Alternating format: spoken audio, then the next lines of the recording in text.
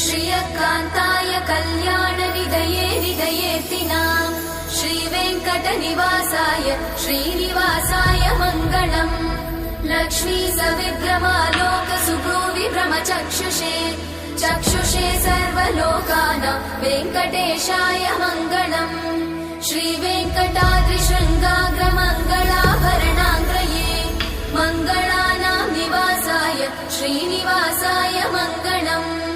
सर्वावयव सौन्दर्य सम्पदा सर्वचेतसां सदा सम्मोहनायास्तु वेङ्कटेशाय मङ्गलम्।